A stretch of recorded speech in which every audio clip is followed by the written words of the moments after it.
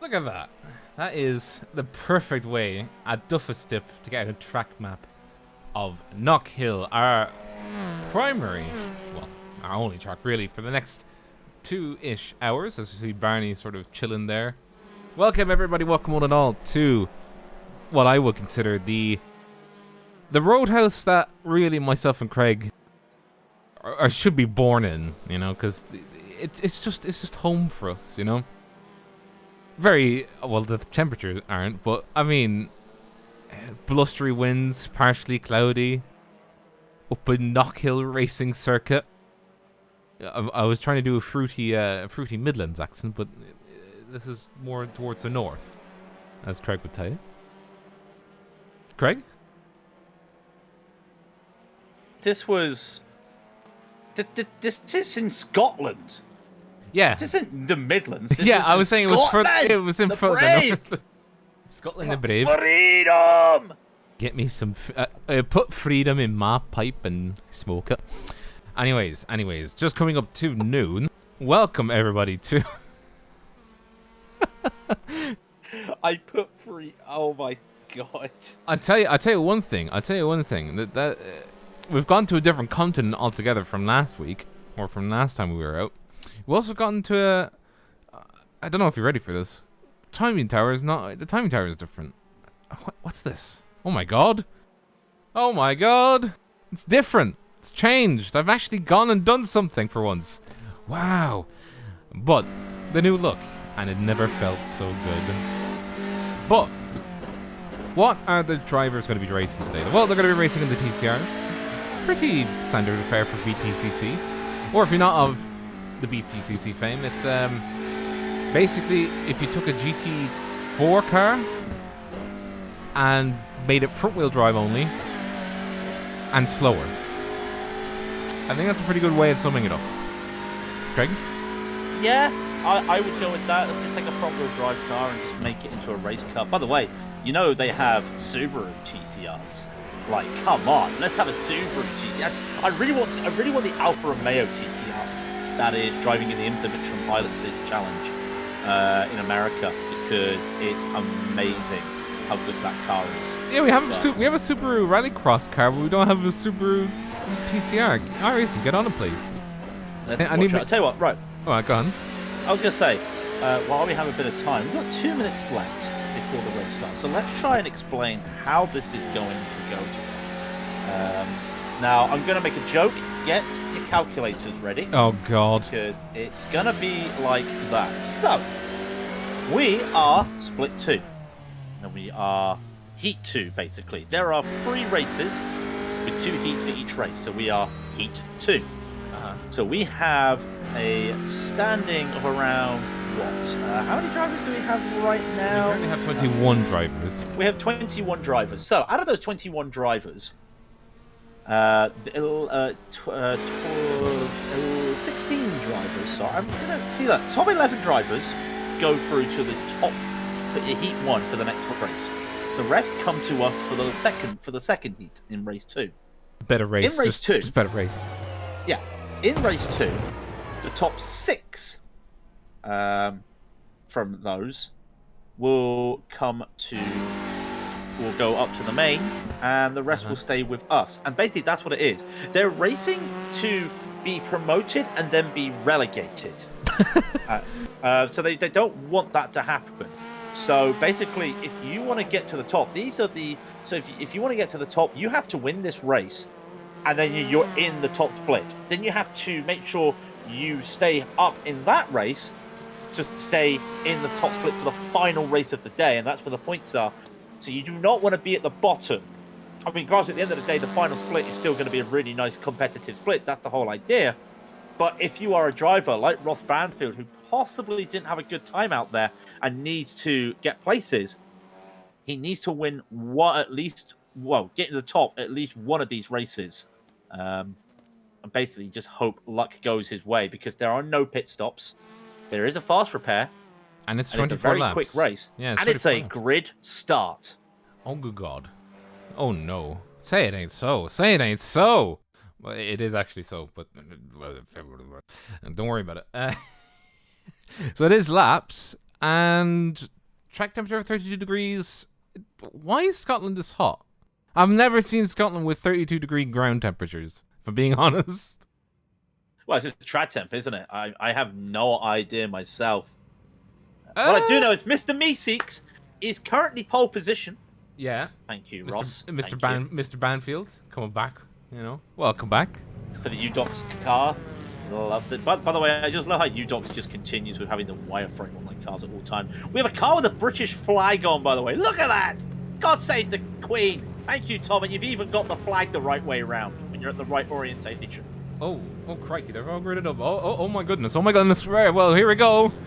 Everybody get your socks and your jocks on and your Union Jacks as we're getting ready for the first race of 3. And it's go, go, go! Very good start off to the start there for Mr. Banfield. Tucking in behind Boom Smith, going to be in that orange car. Ooh, a little bit of margin there coming from Town Guest. Trying to overtake Nathan Medina, coming into turn 1. Oh, side-by-side action up ahead of them. Oh, a little bit of... There's a spin at the backfield, It's a dodgeback off. 3 cars out. George Homan is out. I believe there's a couple others that got spun around it with Daniel Salim Howard and also Simon Fawns. And quite interesting is one car had a terrible start. Mark Heron managed to capitalize from that after that crash right away. Oh, it's not a cult, by the way. He's with us. He's not. Oh my goodness! You see his car. It's beautiful, isn't it? Oh, that is a beauty. By the way, Jeff Schedler or Schmeier, correction, sorry, Schedler. Jesus, where did I get that name from? He's had a bad start, coming down 3 paces. He started 8th on the grid. By the way, we aren't joking when we say this is going to be a quick race. 24 laps around here is not a lot. I mean, that would be what 50 seconds a lap. I think you're thinking of like, what, half an hour? No, not even that. 20 minutes. 20 minutes. 20 minutes. 20 minutes here. These lap times are pretty quick. In practice, they were doing 51, 52s. Ross Banfield already out ahead there, like he's doing. Yeah, he's just gone. Absolutely gone. By the way, Shelley's out. Oh, somebody's blowing her engine. I just heard an engine going Walker. pop. I think that's Ryan Walker. Ryan Walker has... Oh. Yeah, I think... Trouble on the infield. Oh. Big incident there for Ryan Walker. He just... Let's watch this again. Here, hang on. I think he's gonna just ride the curve a little bit too much. Comes down here, down the hill. These hills are very treacherous, and I think he just takes a bit too much. There you go. Yeah. Oh! And some. Yeah, that engine didn't want to... That engine did not want to live. That was a big old blow. That was a very harsh blow, I would have thought. It was also just the impact into the wall. He went flying, lost control, went impact into the wall. Oh, yeah, I keep forgetting these cars are... They're basically production cars with just a bit of scaffolding in them. At least that's from my own memory, at least. Yes, something like that. Yeah, well, I mean, they're modified enough to make sure they don't take and launch out the side of the car when, like, back in the old days when they used to even broadcast people putting up their little fingers at each other. I'm going for first, he says. A little bit of artistic interpretation is necessary at that time. So, officially, it's the top 11 drivers will be going through to the top heat once this is finished. So, Gerard Gilbert is the man holding off Matt Gelder right now. And he has, that Kingsman Racing car has a little bit of damage on the rear. And he is still racing for John, but he has to be careful because Matt Gelder in that UDOX Honda, blessed Honda, is currently trying to hunt him down, and he does have Kenneth Reeder behind him. It's going to be a little bit of a challenge, and Knockhill's so tough to make moves around here because realistically, you basically have to try and get the corners right around the chicane, and then set yourself up at Clark down into Taylor's, which is the final hairpin. You know what? I'm gonna. Oh, on the inside now goes Matt Gelder on the final corner coming up and high and right. So you have the inside line. A little bit of a tap there from Gelder. Not very happy with the door being closed on him. He's up 3 positions. Oh well, actually, he's up 4 positions as of right now, and still the live feed. Matt Gelder now up into 11th. I will say something. I was gonna say something before Gelder threw it in. I do not like the rear on this Honda. Get out, I love it. No, the front's fine. The front's fine. The front looks sick. Then, for some reason, I don't know why, it just looks squished. I love that front of the Honda. The only thing I don't like is I now drive a Honda Jazz, a new version Honda Jazz, right? Now, that does look weird, but the old version had that same front because Honda likes to keep the front almost identical in every car now. So that also means that the Civic now has the same, like, front profile as a Honda Jazz, which looks like one of those people pulling a gurn, you know, those like faces, these scrunch up faces. It's one of those. But I do like these fronts on the old Civics, I must admit. So I'm going to have to fight you there, just like we've got this battle between Nathan Medina, Tom Guest, David Gargaro Jr., and let's throw in Stuart Elder as well, because the British car of Tom Guest is flying the flag at the moment. Medina chasing Guest through. That is going to be second and last. Leave the door open because, I mean, the inside of this turn is literally the best line you could ever get. Holding up effectively Nathan Medina, but he will be holding up David Gargaro Jr. and Stuart Elder here in a second because the two of them are now going to be fighting constantly. On the inside, no, he doesn't. And they're going to be careful because the more they fight, the more it brings more of the crowd in. And again, if you get the likes of Matt Gelder back there, yes, he is quite a way away because, you know, as I say, that Hogan's lost that to Garrett Gilbert in 12. Touchy there. What you expect from the touring cars. This is what they're going to be careful. They don't want to make a mistake because one mistake would possibly throw them out of contention and go up to that top split right away. Medina really wants on the inside. He's been trying to set up the car for the final turn for the last 2 laps now. He has it though. Just about. Tom Guest leaving a wide berth, coming on the outside. Wasn't able to get the car wound up as perfectly as he wanted. And I think he'll have to give it up just for this moment. But, I mean, that Audi is still going strong. Yeah, he's giving it up. But I thought T1 was flat. Hold on there. Medina going a little bit wide, having to take the defense into McIntyre. They go. Nice little over-under. Is there an overrun? This is going to be risky. Down they go into Butchers and the chicane. Guest has to yield because too wide does not work there. Almost had a chance there. Guest just trying to capitalize on a mistake from Medina.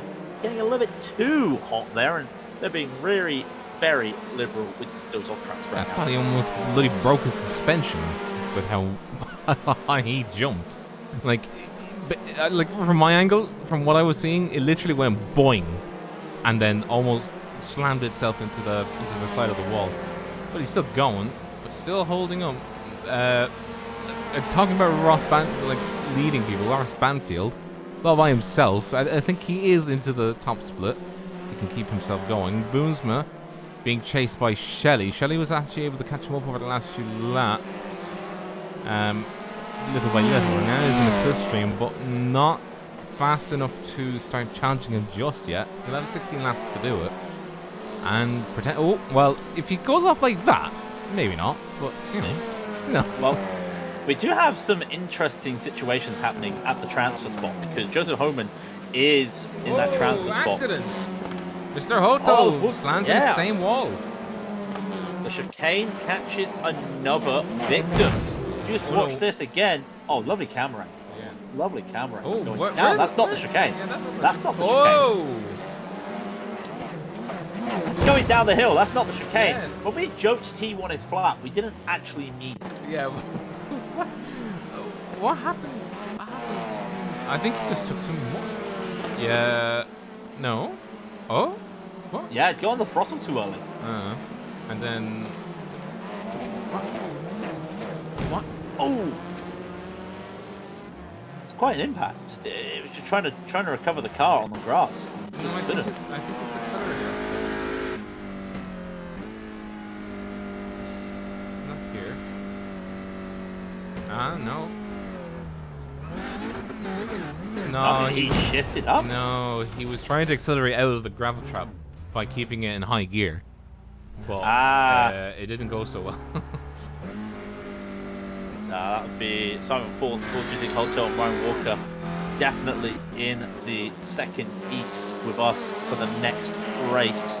Like I was saying, Matt Gelder is in trying to catch up to his teammate, Mr. Joseph Homan, who's in that transfer spot, but Joseph is really pulling away from him right now, 2 seconds ahead of P12, which is, as I was saying, Matt Gelder. And there is going to be a move there by Homan. He's looking to get ahead. He has the pace. That'd be helpful because if Gelder sees that, he may be able to, with the second half of the race, catch up to that pesky Audi. There's a spinner as well, Dietrich Hoto, almost the same corner. Yeah, they do have fast repairs, by the way. Just FYI, they do have fast repairs, one per each race. So if you do messed up, it's not the end of the world. You can get back out there with some repairs pretty quickly. But the problem is that poor Hoto really hasn't had the best times. He's even behind Ryan Walker at this stage. And Ryan Walker had to tow and his engine blew up. Well, they both had to tow it, they did. I think they both. No, Hoto was able to bring it back to the pits. Oh wow, okay, fair enough. And of course, yeah, how quickly the tow would be around here due to being. Oh no, Homan's gone wide. He's held it down though, and he's going to be losing a 2, 3, 4, make it 5 positions, and he was in the transfer spot. Yeah, now it's Matt Gelder's in the transfer spot now at this stage. Teammates. A little bit of drama there. So one UDox falls out of the slot, another one fills it up. Yeah, Gelder is now going to be chasing down Raidillon. And by the way, that outside grass in these cars will get you. I mean, a lot of this is gravel. You are seeing a lot of gravel, but I mean, still, it can lead to less than intended consequences for your race. Old school British circuit, when you think about it. Well, yeah, I mean, very sweeping, very, very, very technical track. I mean, like, there's only really one straight, and that's the start-finish straight. There's not like a straight and then a half straight. Well, you're going to say the railway straight isn't a straight? There's been a big crash, and Adam Preston is been taken out as well. Oh. Not sure what happened there. Yeah. I believe it was with a lapped car. I'm not sure. No, he was off. Adam Preston, the car number 41. Oh! Car number 41, which is Kenneth Reeder, got into contact with him, and then he came out, tried resuming,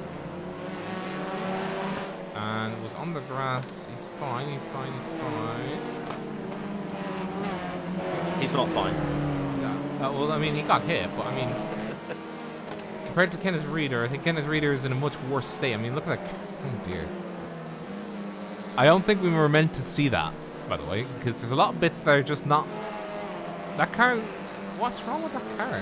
Like, a lot of it's meant to be lit up right now. Yeah, where's the bumper? We might need to report that. iRacing! What? There's something wrong. I'm sure that was how it was meant to be. Well, what's meant to be is Mark Carone. Very nice livery.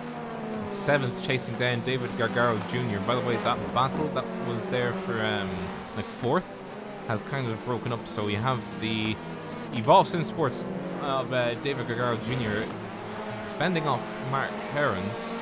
Heron, I think, from memory serves... No, I'm thinking somebody else. Somebody else started 11th. But Heron started 9th, is now up to 7th. So he's capitalizing on his wheeling skills. But holding steady formation. Probably not too fussed as to where he is right now. Because he can just keep... Well, he can just keep... he'll transfer to the top split. He'll be fine. Well, he needs to. And I'll tell you why. Because now we're, round 4 into the championship? We need to say that Mark Heron is sitting P2 in the Sports Silver Championship. Remember, it's not done by sportsmen and pros nowadays. It's done by your ranking. And in the Sportsman Silver, Jason Wallet leads Mark Heron by just 18 points.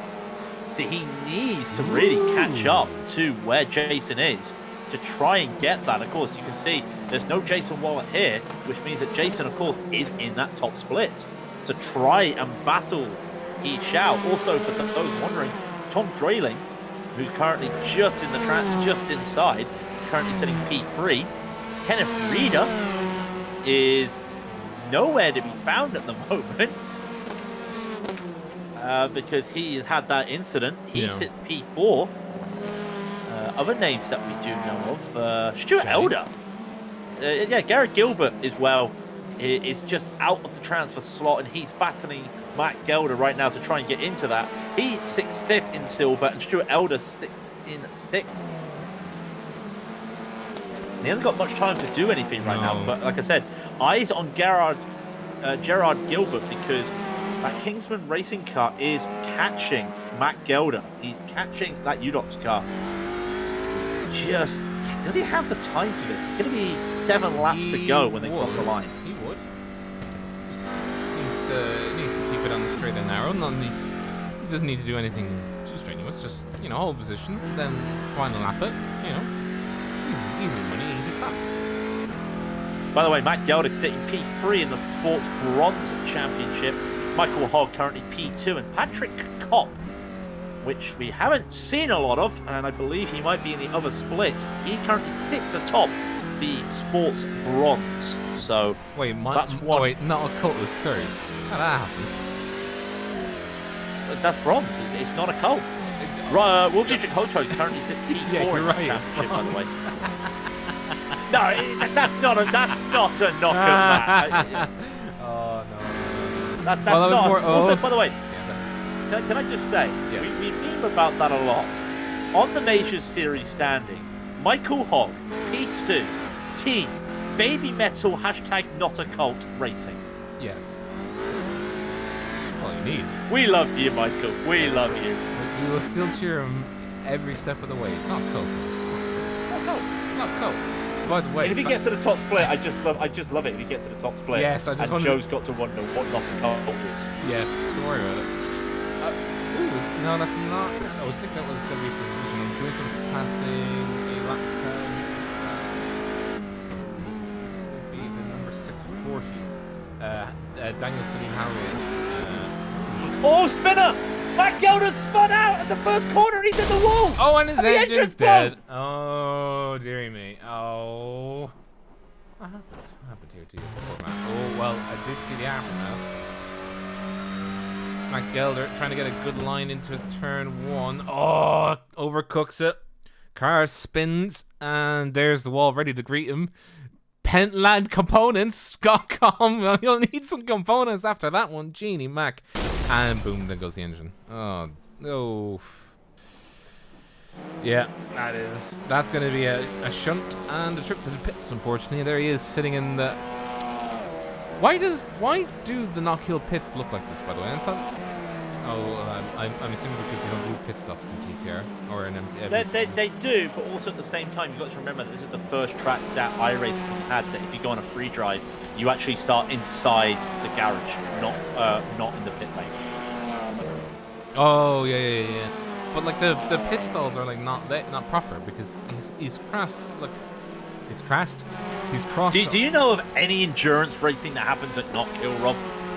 No, I don't. Do you know any racing that would happen here that required you to take a mandatory pit stop in a race? BTCC, because of how much you crashed. Like, the only things that come here are British touring cars. Yeah, they have crashes. And you've got to think to yourself, if you have British touring cars, have you ever seen British touring cars around here? Basically, the weekend is just Ginetta GT4s, Mini Cooper races, British Formula 4, I think it is. It's F4, and something else along the line. And then also at the same time, 3 British touring car races. There's Gerard Gilbert now. Remember how we were talking about how one UDOX driver fell out of the transfer spot and another one filled it? Yeah. The one that fell out first of all is currently battling. Gerard Gilbert has Joseph Homan right behind him, and this is for the final spot with just 3 laps to go. Oh, cranky, yeah. I just realized that that he's caught back, or Homan has caught back up from his earlier mistake. Why is my camera going over there? But is that a lapped car? Yeah, that is a lapped car sat behind. The number 97, which is Walker, is sat behind Homan. And there is another default car. That's Ross Banfield right behind him. Oh, there's Gelder getting repairs. Wait, that's Ross Banfield lapping. Oh dear. But basically, Oh wow, the clouds have just gone in. It is getting very cold out there. Just noticed that. Basically, I think what's happening now is Homan's got a teammate basically cheering him on in the garage. You can do it. What a run though, just out of the chicane there by Homan, but he can't. This straight is too short to make a move. And yeah, I do like this. Walker's not getting involved. He's let Banfield go. Does Banfield want to play spoiler here? I don't think he would for his teammate, especially with 2 laps to go. Well, it's going to be white flag when he crosses the line now. Yeah, be right. White flag for Banfield. And there's also, no point overtaking. Yeah, and also there's no point in Banfield. There's no point in Banfield doing anything right now. He's 6 seconds ahead of the rest of the competition. Might as well just take it easy on his last lap. He's in. Oh my God! What a send from Homan. Oh my! Is he gonna? I for a moment, I Oh, thought he was on the gonna make inside. Yeah, I tried it, but he couldn't. Last transfer spot really is starting to get the bit between their teeth, as Gilbert is holding station ever so gently with the Sunday driver kind of feel to where he's just kissing the apex just right, keeping it nice and tidy. But Ross Last Banfield, chance. yeah, Oh, no, you've got 2 chances. Sorry, because Banfield won't overtake them. So if they come down the railway straight, this is going to be penultimate time. This is going to be hard around the outside for Homan. He's going to try, but he might get the undercut back. Banfield's not going to do it. He might get this done because of that mistake. Hello, 1 second. Homan might seal this up, but the move into the dip is going to be crucial because the outside will be Homan. Banfield takes the win of the race, and there it is. It is going to be Homan who takes the position. Oh, no way. No way. They get another lap. And Raidillon, or not Raidillon, Gilbert, I think thought that was it. And I thought that was it, to be honest, to be fair, which I keep forgetting that they were lapped cars. And I think he has just paid witness to, oh my Gideon, I just dropped the ball on that one. But Ross Banfield, take a best and going up into the next split. I will say, they have the feckin'... Do they have the feckin' like the wireframe on? I told you, yeah. Remember they did it by accident one day. Oh yeah, and then they just started doing it overall. So yeah, fair enough. Well, that is going to take us through the results. That was a very good race. Race 1 out of the way already. Gee, man, we're gonna be done here. About get ready for tea time. Oh, that was the car. Dear me. But Brian didn't realise that it was a physical lane. Oh, yeah. Yeah, he didn't realise that. But Banfield winning the race, of course, with Brian Boomsman taking up 2nd. Shelley in 3rd. Medina, 4th. Guest in 5th. 6th goes to Gargaro. And 7th is Heron. 8th is Stuart Elder. 9th is Schmeier, with 10th going to Tom Raidillon. Then Joseph Homan takes the final transfer spot and goes to the next split up. Gilbert will get, I think Gilbert gets another chance. Yep, they all get another chance now from 12th downwards. So they'll have a last chance qualifying equivalent, but it's not a last. Well, I mean, don't worry. It is. Well, it is a last chance. Michael Hawk in 13th, with Preston in 14th. 15th goes to Howard. Oh, the very nice livery of the dog bear of Sarge's Place. Kenneth Reeder in 16th. In 17th is Thorns Courtney in 18th. 19th goes to Ryan Walker. Wolf Dietrich Halto in 20th, with Matt Gilder coming up in 21st. Now, I will say, while we wait for the other sessions will take a wee bit. So we'll just put up this screen, you know, because look,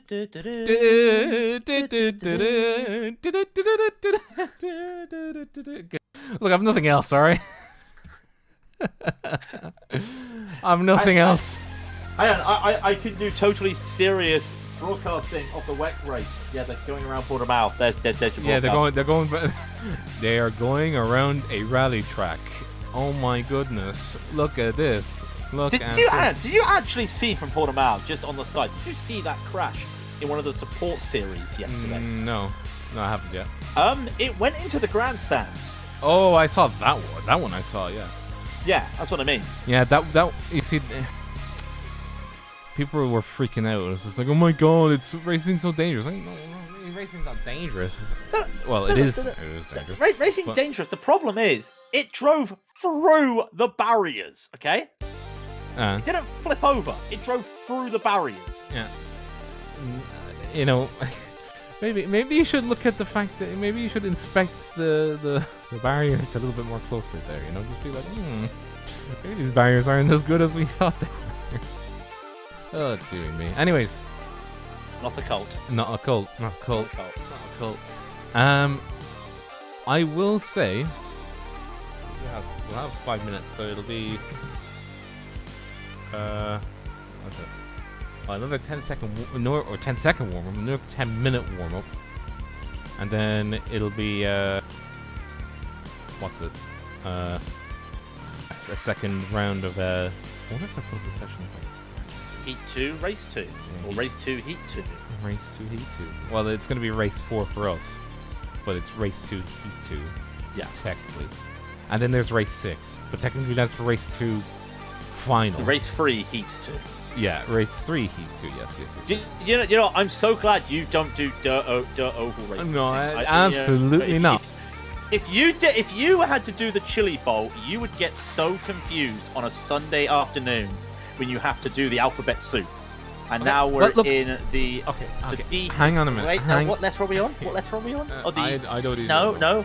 X? No. Oh, we're on the F of the alphabet. That would be you. Okay, well, yeah. Well, yes. Okay, but I will have to say something in my own defense. The amount of times that I've seen a race that was straightforward with this kind of format was 0, because holy moly, sometimes the formats are awful. Simply because it's like so hard to understand them. I just want racing. Racing. I like this format though. I like this format. It gives people a chance to race. And also, it does not mean that the fastest drivers are automatically going to be in the top split. You know, we've got a 4K driver who had an engine blow. He's got one chance left to make it into the top split. It's true. It's very true. But that was a self-inflicted accident, more than anything else. But even still, you know, does that mean he put the pressure on himself? Yes. Exactly. Well, we agree. we agree. But by the way, okay, so one thing I will say is that, you know, every race there is a charity. Yes. And for the TCR event, it is the Autistic Self-Advocacy Network. The ASAN seeks to advance the principles of the disability rights movement with regard to autism. ASAN believes that the goal of the autism advocacy should be in a world in which autistic people enjoy equal access, rights and opportunity. We work to empower autistic people across the world to take control of their own lives and the future of common community, and seek to organize the autistic community to ensure our voices are heard in the national conversation about us. Nothing about us without us, sorry. And a worthy, very worthy charity of today's personally, because I will say, as far as the awareness is concerned, we're aware of, you know, how should I word this? We are more aware of stuff like this now than we were, let's say, 10, 20 years ago. Do you know what the most bizarre thing is? The amount of people that actually have it. Oh, most people have it and don't. And the reason why, the reason why I say is bizarre because I kept not remembering, but I kept reading up on the like, you know, as you scrolling through Twitter, just, you know, doodling, not actually doing my work. But I kept reading about like these really famous people coming out and saying, oh yeah, I've always thought there was something a bit off, and I went ahead and got tested. I am actually autistic. Okay. Then I saw another post. Wait, what? Huh? Fuck. Like, I just kept seeing more and more people getting tested for it. I don't know why. It just piques my my interest is like maybe much more not widespread. Like it may be more common than people realize. I think a lot of it. Have you noticed how it's a lot of the people of our age bracket are now finding and older are now finding out that they're diagnosed? I think it's one of those things that people, and yeah, I'm gonna say back in the day because let's be honest, I'm technically a child of the 80s, being born in '89, so I can kind of say this. Back then, hey, he's not right, she's not right. They just accepted, you're just a weirdo. I'm saying that, and I know I can get this video. I know I can get this video flagged by using that type of slur, calling you a weirdo. Some people would find it as an insult, but it is a situation where some of those people didn't know, and that there wasn't anything. They would just say, yeah, you're just a weirdo. So some people did not know, and I think nowadays with technology, you can get it discovered pretty. I wouldn't say pretty easily, but it's easier to get accessibility to being diagnosed. True. Also, Mike joins us with Knockhill. I think the bigger point is that point number one is if this video were getting flagged for that, I'd have a fucking row with YouTube. Fuck off. Yeah. You know what I mean, though. But some people do find that as an insult nowadays. Well, yeah, but I mean, I know. I used to have a row with them. Fuck off. But like the thing about it was that I think we would have said, we wouldn't have said, oh, you're weird. We would have said you're high octane, or when I say high octane, I mean like you're a bit more extravagant and all that kind of thing, right? Right. That's what we would have said. And I'm now looking back at it, I'm just there going, I'm pretty sure that some people I know who are probably missing a diagnosis on this. Probably one of those people, including myself. I may get tested one day. I could get myself tested. Times I thought to myself, ADHD, maybe, something like that. Yeah. Whoever knows. My ex, right? Bless him. He was diagnosed with depression, and the medication wasn't working, so they upped the medication. Turned out a lot of it wasn't depression; it was ADHD. I know, and that is it's one of those things because yes, there was a bit of depression in it. But the ADHD was also causing a lot of it. And of course, it comes to those mood swings. And again, that's another thing. For people then, it's different things. But, people would then probably throw out the autistic word at them or stuff like that. So, you got to think. I know the ASAN, as we started this, I think is an American charity. Yeah, they're based in Washington, D.C.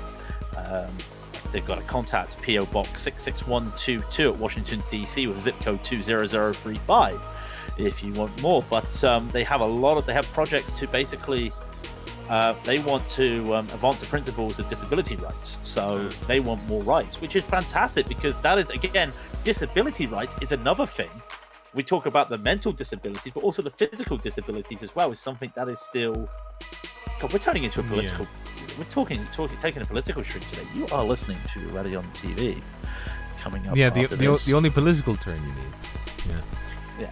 Oh, but coming up after this break, well, we're just waiting for the session to go up. Another piece of news that I want to know is that my post has not arrived again. What? I ordered something Monday. I ordered something Monday last week. It's been a week since I ordered it, right? And it still hasn't arrived. It's just because I'm a postman. You don't. What? I know you feel personally attacked, but yes. hold the ball a second. It's not with British Post. It's with Irish Post. Unpost. I know. But like they literally said to me, right? I have this notification that says your delivery has been sorted 2 days ago. Where's my post? Where's my bloody post? Meanwhile, there's me, and it's like, hey, you've got a parcel from Vans. Shipping will take 2 to 3 days. Okay, fair enough. Get the email on the Tuesday. Yeah, it's with Yodel. Okay, fair enough. I look at the tracking. Yep, Yodel's delivering it today. Wait, what? Oh yeah. What? What day? What? Yeah, you're a lucky sod. You get yours instantly. I don't get. Ireland has this tendency to have things just fucking delivered whenever. The only time we have 1 day deliveries is if it's by Amazon. That's the only time I get a 1 day delivery, and it has to be specifically marked as a 1 day delivery. We don't do like what the US has, where it's just like, oh, I ordered something off Amazon and 4 hours later it arrived. It's like, they have it so much better. Yeah, I mean, I don't want to get political, but of course, we took industrial action. We've got an agreement. We're going to vote on it. But it's not been all sunshine and glory over here. No, when it comes to mail delivery. True, but you know what I have? I've got information. The top 6 from the next race will advance. Ooh. Yes, indeed. So it is last chance qualifying. It's not top 12, but it is now a top 6, and we've got, I think, a few new faces. Oh yes, we do. We've got I think Yambroni is definitely a new face. Travis Henderson. Well, they're still loading into the session. Session has just gone up. We'll bring you live pictures here in a moment.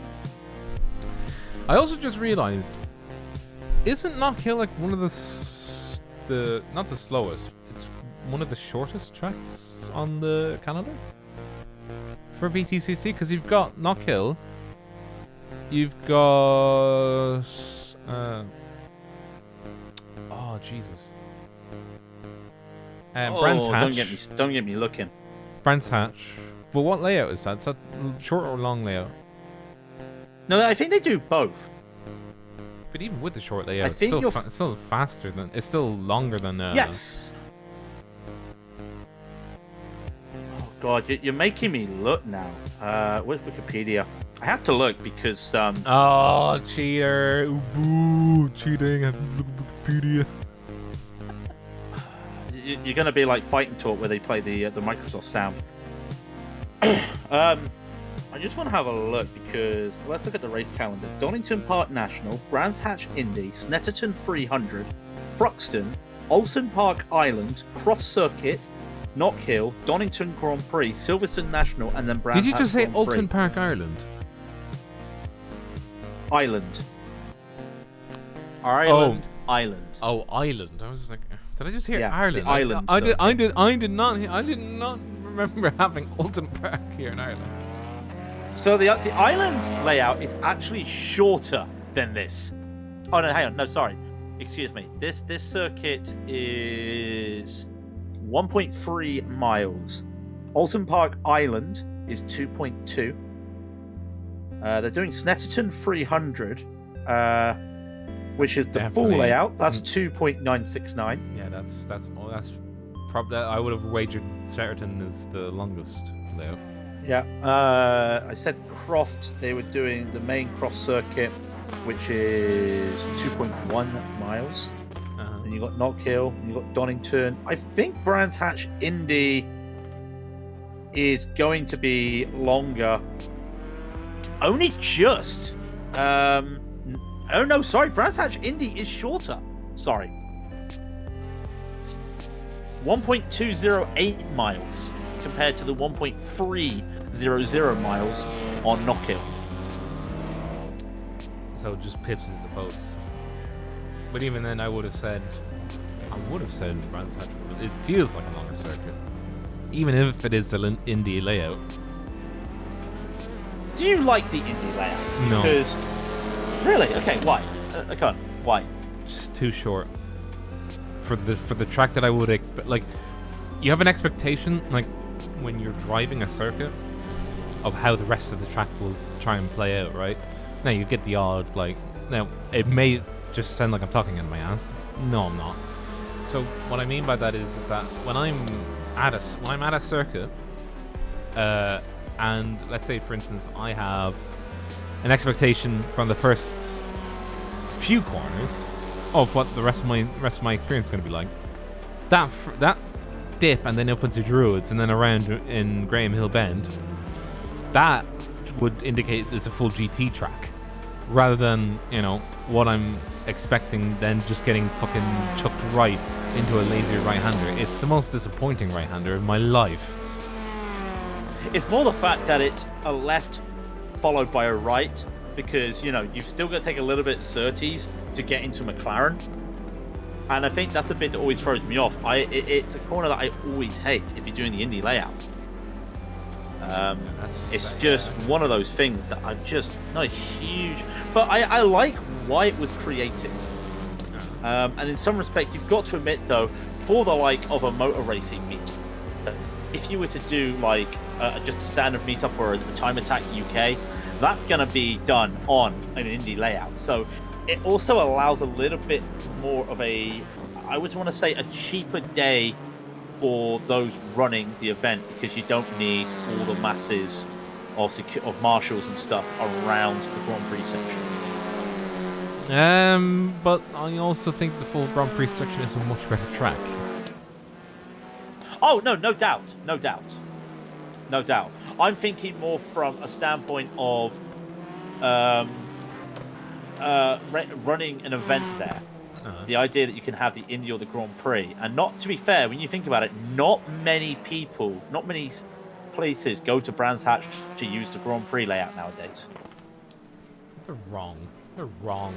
They should feel wrong. I mean, I'm just saying, have you seen what's happened at Brands Hatch the last 2 years? I'm just saying. Yeah, pandemonium. I'm just gonna come out and say it straight away. I love these classic tracks. I love these old tracks. But for Christ's sake, we need British Motorsport to try and get their hands in their pockets and make these tracks more safer. Simple as. We can't have a crash where a car goes over the barriers into somebody, you know, and kills a marshal. We can't have a car flipping off the track into the grassy bank. We can't have another car going into the catch fencing right by the fans at the Druid hairpin. You know what I mean? Yeah. It needs a bit of updating. Yeah, but that's again, that's you know, part and parcel of the of what. Not saying you're wrong. What I'm saying is, it's down to the track designers if they want to do it or not. Unfortunately. Oh no! You don't change the track. You don't change the track. You update the safety around it. Well, yeah, that's what I mean. Cars are getting much faster now. I mean, thankfully, they don't do the crazy stuff like a Formula 2, Formula 3 type thing. I think the fastest cars that go around there would probably be the GT3s. I thought British Formula 3 did it. Yeah, but I would have said the GT3s were faster than Formula 3. The GT3s are much faster, yeah. And they would also be much easier. They would also have a much easier time of defeating a gravel trap. At least for the first bit. No, actually, in a way, I retract that. It's probably better. It's probably easy for a Formula 3 car to skip over, especially with the bottom belly of it, as long as it doesn't get dug in. I'm just curious. Actually, A1 Grand Prix has the fastest lap on the Grand Prix circuit. Yeah, but what's A1 Grand Prix? Do you not remember A1 Grand Prix? Absolutely not. All right, we've got a minute to get around this. A1 Grand Prix was a single-make open-wheel racing series in 2005 that was made by someone from, I believe, from the Middle East. I can't remember which country. That was meant to be the World Cup of Motorsport. And you had teams that are basically in the support series nowadays, like Prema, Callan, and all that basically had teams of all one nation drivers. And it was basically, you had 2 races over the weekend, and basically you could have whichever driver from your country in that car for that race, and most points at the end of the season for that country won. You only had 1 car in each race though, and let's just say we had the likes of Daniel Morad, Daniel Ricciardo, Jos Verstappen driving in this series. Did they have Travis Henderson? Oh, that was a big impact. But yeah, it was faster than also an F2 and an F3 have actually driven around Brands Hatch, but we're talking a 2010 F3 and a 2012 F2. The fastest car around here, actually, is a Class 1 touring car, a DTM touring car. I would have imagined probably DTM would have probably been there, but I guarantee you it's not been there for at least 3 years. Guess what? What? You're right. Fastest lap time. Yeah, you're right. Yeah. Anyway, shall we get this race going as we've had a nice little talk here? Yes, indeed. Pole position is going to be Trevor Vavrovsky in the way it goes with their qualifying times from before. Vavrovsky will take the pole position. We know it's top 6 go through. Yeah, so Mike Go Lightly is probably not going to go lightly and try and run away with this thing. But where is Trevor Vavrovsky? He's meant to be closer to the camera than... Oh, there he is. And, well, I don't know how else to say this, but a 3, 2, 1, and we're almost getting ready to go. Come on, green light. Come on. I think we've got 1 or 2 more drivers. No, they don't have enough time. Nah, it's enough. And the the red lights are up.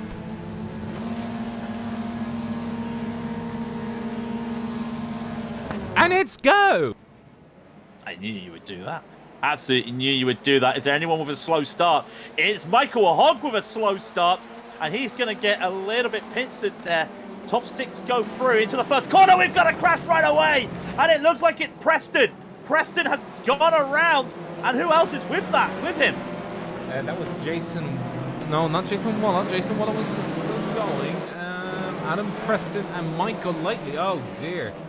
Not the start. Oh, and the car. Yeah. Oh, and a black flag for Patrick Cobb and Travis Henderson for jump starting. How did Patrick Cobb? He started from the pits. And Rob Courtney. What? Off as well. They have black flags. I don't know. Oh, was that a separate incident between the two of them? Because I don't know. I don't see any contact. Here, let me look at this again. Oh no, never mind. No, I just didn't look right. That was a clamber on the inside. Unfortunately, 925 or the 926 of Adam Preston was trying his darndest to get into the inside, but Michael Lightly chopped the nose, and he was wanting to take the corner as his right to, and unfortunately came in together. By the way, Simon Thorne's also having issues out there. Back under his own steam. No, he'll be coming into the pits. Oh, that is a very damaged rear end, actually. Well, we've got a massive battle at the front. We've got a spinner romp. We've got a big crash. A big crash. 4 of the top 6 have just been hit. And we may have another one go as well. They've all come together. They were told bumping is going to happen. It's touring cars, but be liberal. Don't do it on purpose. And you can just see there's nothing on purpose with this. It was just trying to get the racing line, and Michael Hogg gets spun around, and that is such a shame for Hogg. Yeah, you can just see it here. And there goes, unfortunately, trying to take on the inside. That was the front left, by the way. Henderson's in the pits. Yeah. And he was running for a top chance of that top 6, and that's carnage because a lot of those guys were running up there. Who does that help though? Ryan Walker. Yeah. Let's knock on wood and let's hope he does not kill that engine again. Kevin Hill, by the way. Oh my goodness, what is wrong with this car? This car is completely broken, but he's still got the right livery. The livery is correct, but his windows are apparently tinted, as is his wheels. I don't know. It looks cool though. Coming on the inside though, he's second place, chasing first. First being Trevor Vavrovsky at the moment, holding position, trying to hold it. He started first, and is currently still first, as Kevin Hill has started third and is currently in second. We'll wait and see. I'm keeping my eyes though on this 3-car battle up ahead for 4th, 5th, and 6th. It's Cardamone, Howard, and Gilbert having a nice little scrap. Oh, was that a nice little battle just in the background there? Yambroni trying to make some moves. Another car's gone spinning. Grabowski has grabbed the grass. And there goes his engine. And a wheel. Ooh, yeah, that was yeah, that started way back when in the first turn. Try to hop on board with him. Just too much. The back end steps out and he has gone sailing. And yeah, Pentland Components getting a lot of return business. Also, the FIA will be handing them a fine for a wheel not being properly seated. Yeah. Oh yeah. Well, wait. Did the FIA do that? I thought that was only NASCAR. I'm not sure if it's F1 or if it's on motorsport with tethers, they do. I think they do. Well, I mean, unless it was like such force, you know what I mean? Yeah. Well, unless I mean, yeah, because I would have argued that Adrian Suttill's wheels going explodey would have like if that would have been the FIA, they would have. Oh, drama for Howard. Sorry, drama for Howard in P5. He went off at turn 1. He's had a slowdown, and he's gone off at turn 2, and all of a sudden he's down in P7 after being in P5 in the transfer spot, and now he's in danger of losing that to Jason Wallet. Yeah. Jason Wallet holding position, probably will hold. Oh, we've had a change for the lead. Trevor Vavosky having an accident, or not an accident, but a slow start off the final corner. Probably went wide, and Kevin Hill now leads this race. Yep, he started. I think he may do it as well. Here's a move. Lynn Kinchlow did not have a good run there, and Howard is going to try and get this top 6 go through, and this is the transfer spot. Can he make this move? It will have to be a lunge. It's going to be a lunge. He's got in too hot. Straight away, you can see it. And he's going to try he tried to return a little bit too early there. He gets away with a slowdown. That was a bit risky. A good amount of chopping there, coming through the first sector, for both drivers. But Howard really wanting to hold 6th position and basically try and win away with it as best he can. He wants to be in the transfer spot, as does this man, Mr. Hogg. Oh, Michael Hogg going really wide. He was starting well. He started 4th, and that accident has unfortunately put paid to that, I think, unless he's able to fight his way. He has 18 laps to do it. Yeah, he's got to find a staggering 8 positions, I believe. That's going to be tough unless there is things that are going to happen up ahead. The gap between him. I mean, it is possible. It is, but you think the gap between him and Howard, just for that thing, to give you an idea, is 15 seconds. Well, I say that Howard just had a little bit of a slide in the chicane, but he's okay. That's going to be tough in the dog bear car. And also, he's carrying a lot. He's carrying a good bit of outside his place. But he's carrying a good bit of front end damage though. I would have assumed that would have started. I know the TCR cars really aren't the be all end all when it comes to aerodynamics, but I would have said if your front splitter's looking like a Swiss cheese, somebody hacking at it with a Swiss Army knife. Are you basically saying that the TCRs are like this? Cheese. Yes. Cheese. But yeah. Patrick Holt retired. I think he told. Yeah. He has retired. Must have been an issue. I don't even see him. He's just pulled it in. Oh, he pulled it in, yeah. So he is done for this race. Hopefully he will go through to the final, but he will. Like when I'm looking at it, it breaks the I don't see his name on my like I see it on the timing tower, but I don't see it on the I don't see it in the overlays. Like the rest of the overlays break when it comes to him. But yeah, he has retired and he's down. Grabowski is back out, as is Travis Henderson. Simon Thorne's also back out, taking a pit stop. Rob Courtney is the last driver on the circuit. Oh, crikey, Lynn Kinchlow looking a bit slidey. Just a little bit of a slide. I'll tell you what, nicely recovered. And also in front of him as well, you had Gilbert going just a touch slow as well. They've got to be careful. Gilbert's in the transfer spot. Kinchlow's in the transfer spot, getting pressured by Howard. Behind Howard is Jason Wallet, and behind him is Jan Roney. So there are cars still trying to hunt down that final spot. Just look at Howard. Daniel is right on the back. This is going to be a lunge. But such is the nature of the hairpin here, he might get it done. And Lynn does not have the over-under to make a run here.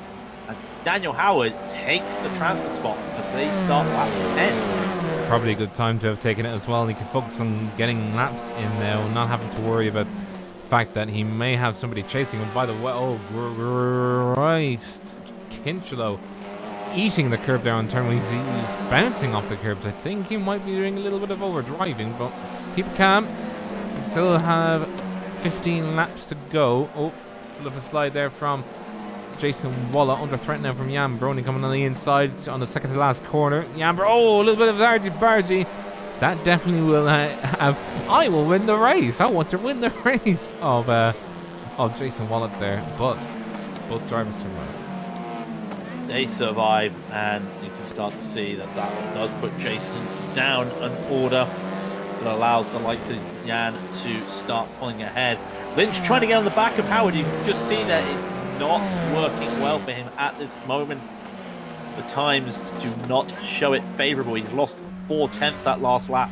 Jan Brony losing 6/10 that last lap overall to Howard. So that little bit of fighting there did cost him. We're on board with Lynn, and you can see the two cars he needs right now. You can see he needs one of them, but if you get both of them, that's fantastic. And actually, to be fair, now he's got some clear air ahead. He's really starting to pull forward, and I think Gilbert is just having a bit of an issue right now. It almost looks like he's just had a bit of a bad lap, and one mistake around here will basically cause you to get caught by everybody. So this isn't looking very good. It's the opposite of Nürburgring, where if you're 10 seconds ahead, you're probably 10 seconds ahead, but the guy behind you is probably also like 19 seconds ahead, where if you make a mistake, you'll probably recover and still be fine. Here, if you make a mistake, you're losing 4 positions already, because it's just... And we've seen it. We've seen it already today. Yeah, oh yeah. In the first race of this run, we had it, where it's just like, I've made a mistake into the hairpin, and I have lost 6 places. That is not good, because, I mean, even if you're a lapped car, your distance between each car is not that great. I mean, 56 seconds, or 50... What is the... Lynn's going for this, Lynn's going for this. It looks like he is going for this. Gerard is on the defense, and straight away Daniel just positions his car in such a way, but he overcooks the corner, and he holds up Lynn. And at the same time, Gilbert doesn't capitalize on that through the Taylor's hairpin. And all of a sudden, Lynn is there, and Daniel looks a little bit under pressure. Nice Clark curve there for Howard. For Lynn, and I think that's what caught him up to Howard. This is the only battle on the field that's worth noticing, and to be fair, it is the battle for that final transfer spot. Yeah, really starting to get over on the curbs. He's risking a black flag if he continues doing that, because he's getting, I'm pretty sure he's getting off tracks at this point. But he mentioned curb riding, he's done that one. And he's hitting the gears as well, pretty well, but it's almost at the rev limiter in some occasions. Trying again on the outside, coming into the hairpin as... that is going to be Gilbert making a massive mistake, way too wide, locks the wheels trying to get it back in tow. And now it is down to Kinchelo and Howard, as Howard goes into 5th position. Well, let's just hold on. Gerard made that mistake the last time. Is he going to have to make that same... Is he going to make another mistake this time? It is hard to see. But he is still fighting. I'll tell you what, Lynn is driving that car to the rickety edge right now. It is so much fun to see somebody actually throw this car around the corners. You start to see really incorporating the power and the nature of touring car around here. Really feeling under, in the experience here. But right now, Gilbert is starting to lose out here. He's in danger of losing P7. That's not an important position. I mean, you want to be in P7 to contest for P6. Yeah. Well, more importantly than that, you'd want to be P6 and being able to fend off somebody so that they run the raggedy edge out of their tires. Or in Howard's case, you want to be P5 holding off Lynn Kinchelo, who's now raggedying his tires quite successfully. Actually, he's holding them up. And I keep seeing Lynn using the curbs and then some. There he is. You can see they're going wide. I do think he is maybe pushing way too hard as of right now. He might be pushing way too hard, and at least he's getting away with it because Gilbert's under pressure from Lambroni from behind and is unable to get that slipstream. You can start to see there the TCRs went in 2 by 2. Hurrah! Hurrah! Yeah, that's what it feels like right now. You've got Kinchelow and Howard battling. You've got Gilbert and Brownie battling. You've got Waller and Reeder battling. And any of those guys could really... we're over halfway, of course, and there's like, what, 9 laps to go? Or 8 laps to go? It's still doable. Well, 8 laps sounds like a lot until you read the amount of time left, which is 7 minutes. So, and 7 minutes is not a long time in any race. Oh my goodness! Again, he keeps smashing into that curb at the tight chicane. I really don't think he's going to have a car at the end of this race if he keeps up with that, because he smashed it now the second time, or it's the second lap in a row that he smashed that curb. I'm wondering if he'll just pick up some slight suspension damage from it. I mean, he is hitting it very hard. But he's hitting it so it hits the under tray. He's not slamming that wheel down. So I don't think he's getting much of an issue there. So that does help him, per se. But, you know, if this was a car that was, you know, a prototype, an open-wheeled car, I would not want to be trying to hit those curves. By the way, on the sort of prototypes, if you crazy people put an LMP3 around here, I will disown you. Despite I love that LMP3 when it comes on iRacing, I will disown you if you put it in on this track. Oh, I'm going to put one around here immediately. Just to spite me? Okay. No, because I think it would be a great combination. It could be, as long as it was just all LMP3. You know, I do remember what happened when IMSA came here last year. Nothing happened. Would you care to remind me? It didn't go very well. Not many people drove it. No, it really didn't. It really didn't go well. I think the diplomatic way of looking at it was there was a lot of lessons learned. I think an LMP2 had a lap time here about 40 seconds. I think it was actually like 45 seconds because you can't really gain a lot of top speed here. Oh my word, Lynn is right on the back now of Howard. He is trying to push for that position and he's not going to get it. And if he keeps sliding that car and hitting the car, well, you know how they always say you hit the ground running? Yeah, that doesn't work in a car. Oh, dear me. I like, further your point, I mean, the reason why that you wouldn't want to run like something like an LMP2 around here is just that it really comes into its own at anything above 200 kilometers an hour. And these cars, even like the TCRs, wouldn't even get up to 200 kilometers an hour. They are rated for like 210 to 20 easily. And I think you did during the Raw. I'm not sure. Yeah, but that's when what track was the Roar on? Daytona. Yeah. What does it have? Greg? What does it have? It has a bloomin' straight. It has Le Mans.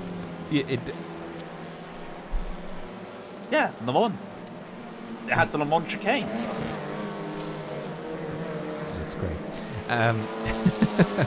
No, but the problem is right, it's just not enough straightaway for, like, okay, these cars are in their element here, right? It's tight and technical, and you need a lot of mechanical grip, right? But no! Touching, sorry. They came together because Lynn's trying to do the over-under. And unfortunately, Howard saw that and put paid to it. Just trying everything he can, really, Lynn. Trying to get past, and you can just see the car is really starting to step out pretty wide coming in here. He wasn't stepping out as much coming into it, but that car, he is wheeling it quite heavily. He really wants to get by as best he can, but unfortunately Howard really is putting up the barriers, really putting them up straight away. And you can see how quickly Kinchelow caught back up over a lap, and he's able to, you know, put the bee's knees to work, but Howard's just got really good grasp of the defense needed. Having said that, though, that is a lapped car, and that is a mistake by Howard, who wasn't able to get a good exit off it. Kinchelow might just... No. Could. You're not going to make a move at the dip, sorry. No point doing that now. You could make a move at the dip. McIntyre probably could have done it. Do it. He isn't. Do Butchers. it. Do it. No. Do it. Chicane. No. Onto the Brabham straight, and he does not have to run. Oh, no. No. No. Oh, no. No. Oh, no. Howard got DQ'd. What? Howard got a DQ for incident points. Oh, no. Oh. With 4 laps to go, 4 laps to go. Here it is. 1, 2, yeah, straight away you can see. Straight away you can see he's taken too much off the grass. That's a 1x. And Howard was running 5th. And the pressure from Kinchlow. All of a sudden, he is not making it to the top. That is unfortunate. What that does mean is now Garrett Gilbert's back in back in that spot, and he had a bright yellow car right behind him in Jan Brony. Can he hold him off? Well, I would have. Gilbert probably would have said that his time was up and he was not going to get into the top 6. Now that he is, I am pretty sure he's counting his lucky stones that he is, because he's able to. He needs that luck. Well, let's be honest. He was unlucky with what happened last round. Oh yeah. Well, at least he's able to stay now. He's up and at him. Just needs to hold the position away from Jan Brony. That is a lapped car just on the inside there, letting all of them by. So, oh well, he tried. You can't really expect, you know, all, no, I know what you mean. All tables, but I mean, Jan Brony's really trying. Now, Jan Brony started 15th. This will be an absolute belter of a redemption arc if he's able to do it. But this is the white flag lap, so I am not. No, not white flag for them. But it is turning into white flag. He is really only got 1 lap to do it. Can we just put some respect on Ryan Walker? I know he's a 4K driver, but started 16th and is now 3rd. Oh, Jesus Christ, yeah. Jesus, he really... I mean, he gained a lot of those on the start. I think if you went back to Ryan Walker's start, that might just be one for the ages. I will actually. Well, once the race is finished, yeah, I'll definitely I do want to see how his view was. But I just want to go to Kevin Hill through to the top sections. Very well done. Very commanding drive. Trevor Varbrowski, very happy. Probably very happy with his. He did start first and lost a position, but probably Ryan Walker shouting on the tops of the hill saying, "I'm back, baby. I am back, Jeff Cardamone." Is that how you say it? Cardamone in 4th. And then Lynn Kinchlow in 5th. And Gilbert has successfully fended off Jan Brony and has taken it home. By the way, in the background, you are seeing, I think that is Jason Wallach and Kenneth Reeder going at it, with Mike Golightly. What could have been a drive for him today, unfortunately didn't materialize, and unfortunately finished is in 11th position. Michael Hogg did recover a few positions, but not enough positions to make it to the top split, and will be joining us momentarily for the second split, race 3. But let's actually go over not the qualifying, the race results as they stand.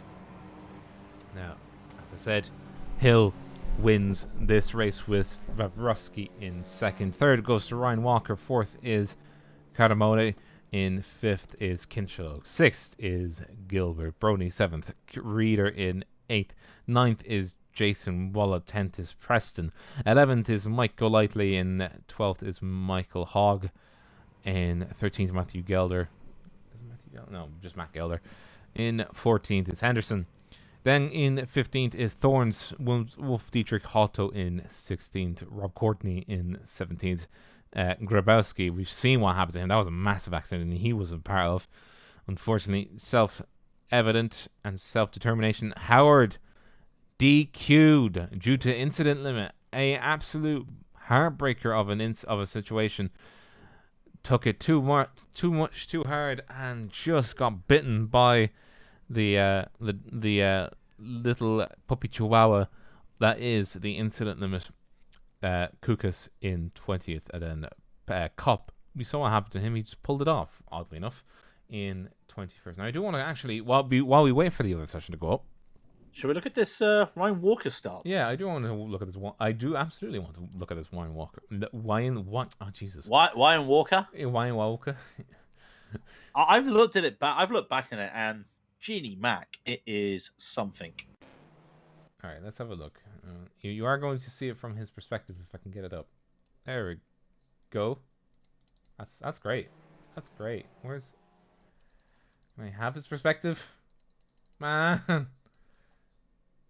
Oh, it's switching. It's switching the. Oh yeah, come on. There we go. So this is a walker. Well, they're waiting for everyone to grid up. Yeah, and just fast forward a little bit.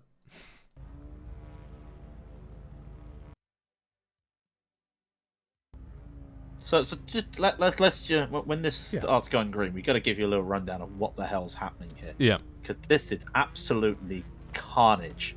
Because remember we were talking about that big wreck at the start of the race. Well, somebody's got to have a Moses moment. Parting the seas. And the seas did indeed part. So here we go. So he's going to make this start. I have cautioned before. There he goes. Straight away, a great start there. Now he's looking. He's thinking, oh, I might be able to take this free wide here. No. It's been blocked off. It's been blocked off. What can I do? Almost going into, you know what, screw it. I'm just going to put it in there. All of a sudden, everything goes. He's already overtaken 6 cars. There's a 7th. And into the next corner, there's an 8th. He's actually going to get one more position at the end of this lap, because all of a sudden you think everything's just gone smooth. Remember how I was talking about you don't want to hit the curb too much there on that chicane? All of a sudden, there's a car straight ahead. He is gunning it down, and he's thinking, I might have a chance. Holds back on Cardamone, and then out of nowhere decides, right, now's my time. He's going to put the foot down. All he goes, he's got the overlap. And just like that, Cardamone can't really defend this. He does his best. He goes in a bit too deep, and that allows Walker. That is something people need to take as an example. Yeah, of how to do a corner, not just a first lap, a race start, and also how to really bait somebody out of a corner. That was such a nice way of baiting out the corner. Yeah, especially given the fact that like with the what do you call it? With the with all, you have to put everything on the line, and the best way to do that is at the start.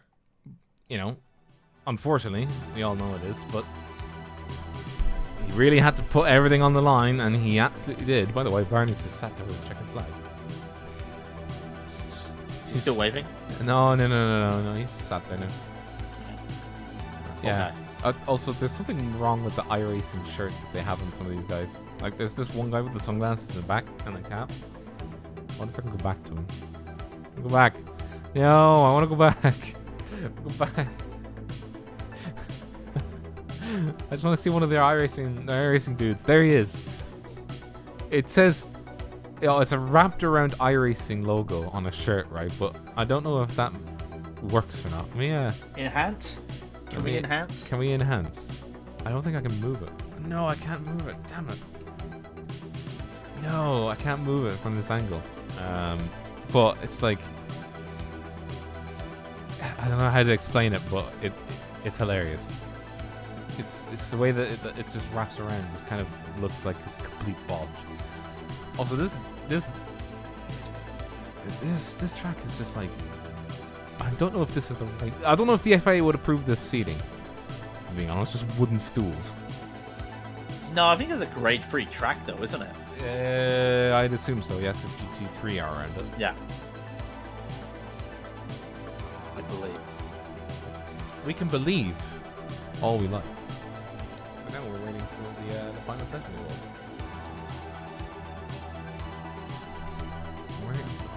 Come on, final session. Come on. We're waiting. Come on. Wait another 5 minutes.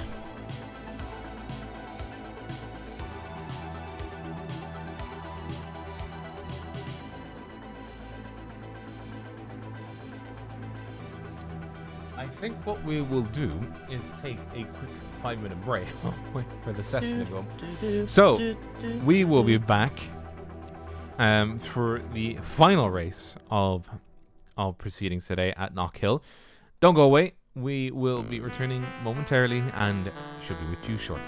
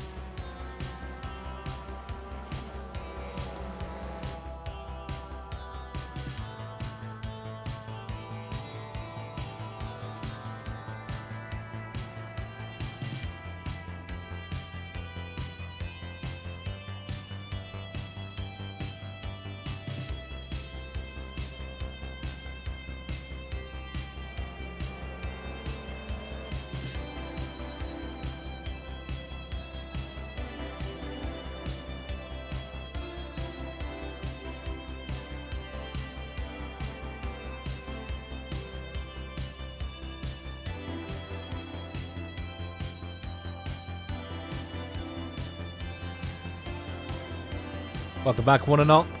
We are still here at Knockhill for the final race.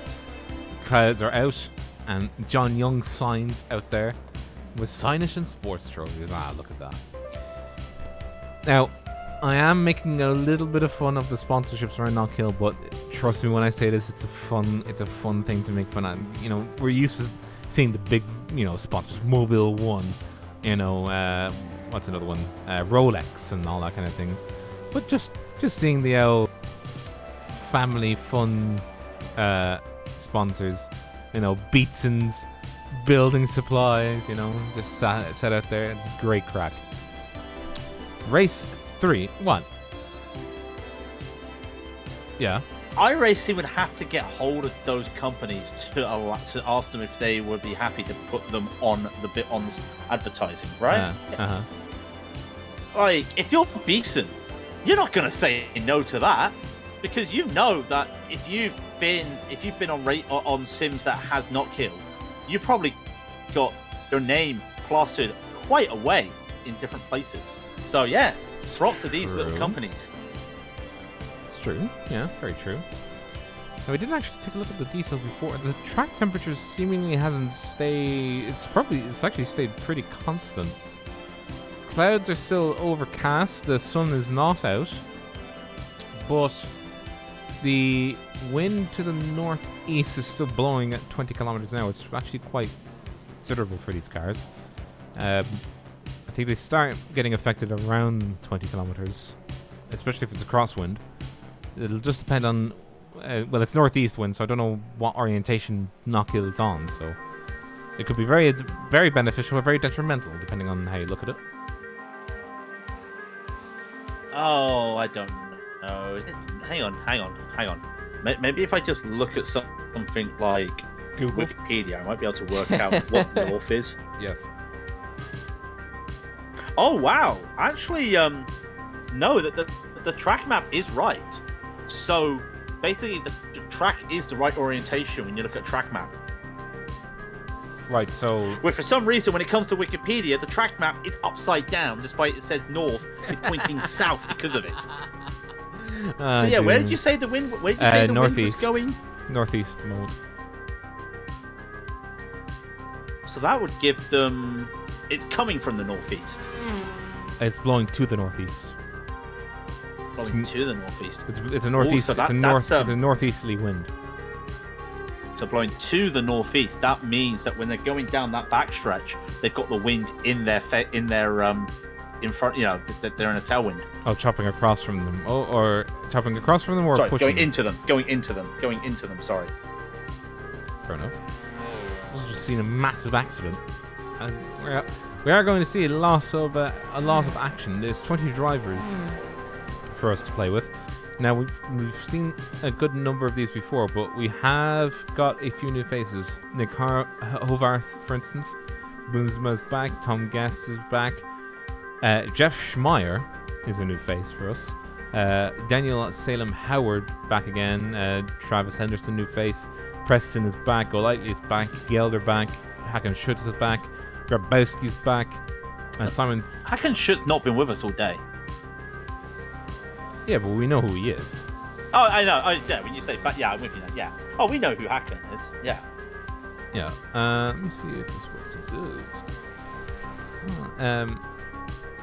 Nick's got the same livery as his teammate that won the last race. Hill, who won the last race. But Hill's skin purple for things. But these both now. Never mind. 20 seconds to go. I am imagining the drivers are going to be putting their all, because even if they are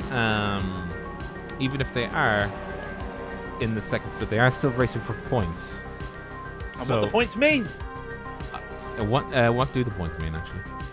Prizes! Hey! Get your prizes out, boys. Get yourself a prize. Let's see if Barney gets wavy. Come on, Barney. Wave for me. But you got to think, for a couple of these drivers, it's going to be interesting. The likes of Brian Boomsma, of course, is a pro driver, currently sitting P12 in the championship.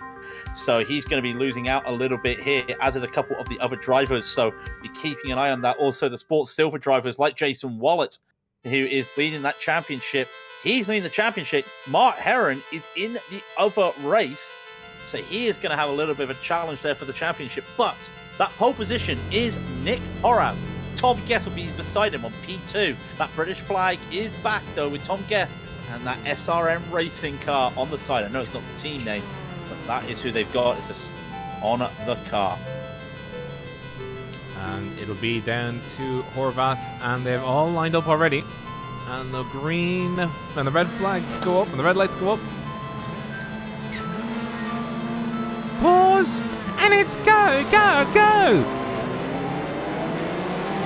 Love that away, and it's a great start by Horvath and Guest. Side by side behind them is Schutz and Boomsma, and Schutz will get by.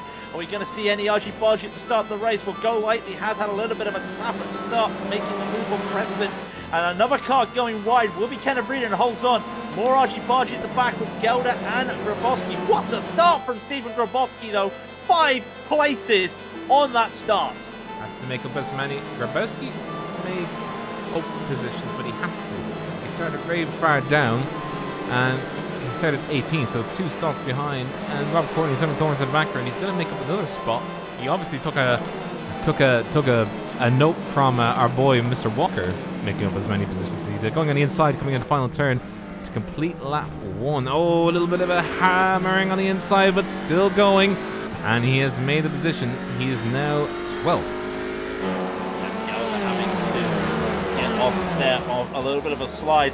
Grabowski doing as much as he can, trying to make moves up. You can just see it is carnage in the midfield as they're all trying to hustle and bustle for position.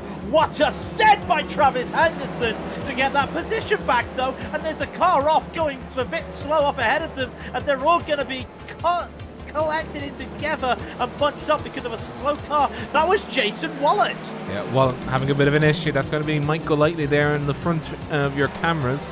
Under threat there from Adam Preston, who made the pass.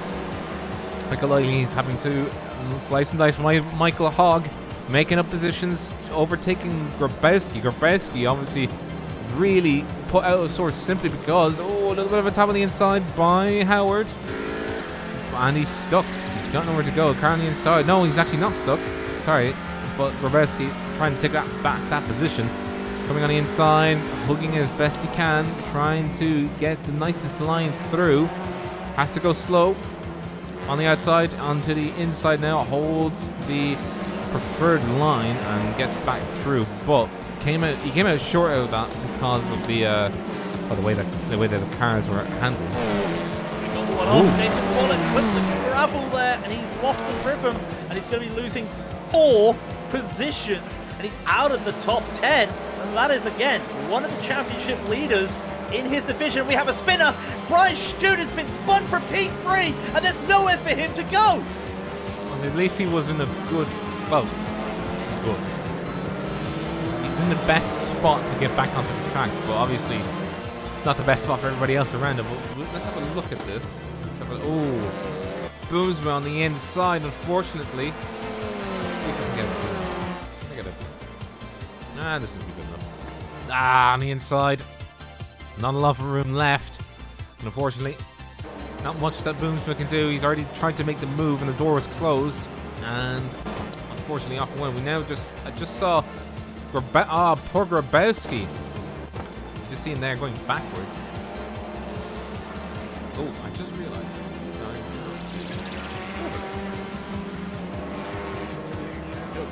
Yeah, we do. Grabowski going around. Yeah. Also, Travis Henderson. Sorry, go on. Yeah, go ahead. Just have a look at this. Just unable to get a good lick. Unfortunately, self-made mistake, and there he goes. Tom Guest still battling at the front, trying to get around and find a way past Nick Horvath in that Team 19 car. Sorry. You were thinking of the guys. I know.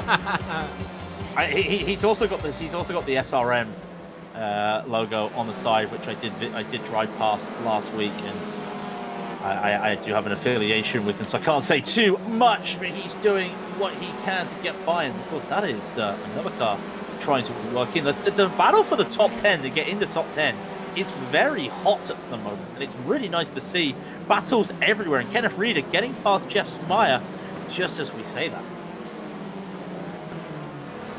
Yeah, just as we say that. Oh, Jeff Schmeier in the pits. What's he in for this time? He had a meatball flag. Oh, he does. Left damage. Oh, yeah. Well, yeah, there's a reason.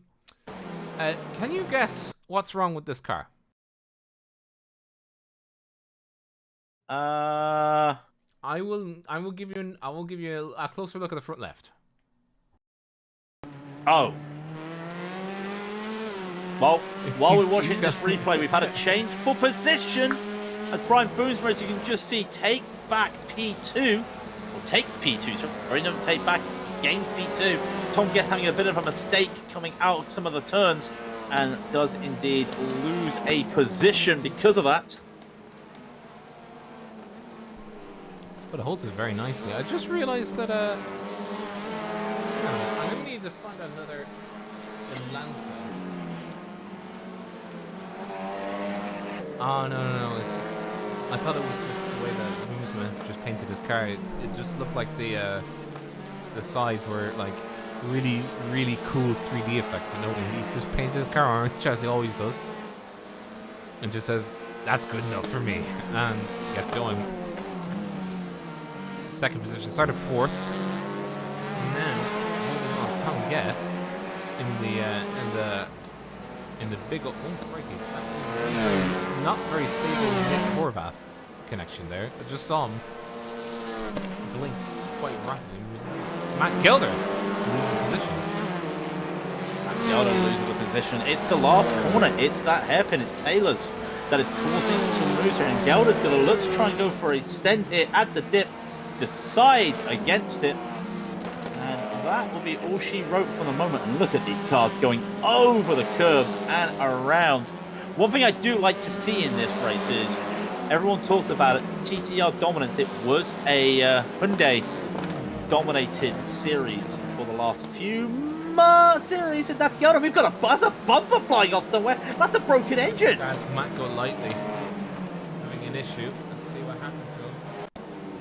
Ooh, oh, mistake. Going through.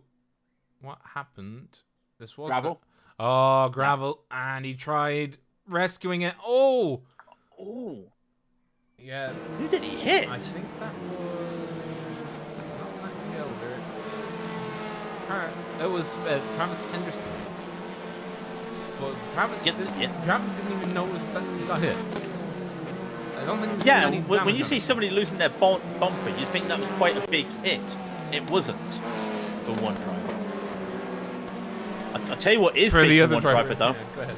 I'll tell you what is big for one driver. It's Brian Boomsma, because he just put the fastest lap in last time by with 52 flat, and he is hunting down Hovrav here as he looks to try and win this race. He's pulled away from Guest, and now he is trying to catch on. Scott Kukas is the first retiree of this race. What can Boomsma do? It's early days. We're not even halfway through the race. He's got all the time in the world. He puts in another fastest lap. Previous lap, 52.044. This lap, 52.018. He puts 3 attempts on Hovrav on that last lap. Yeah, catching up very quickly.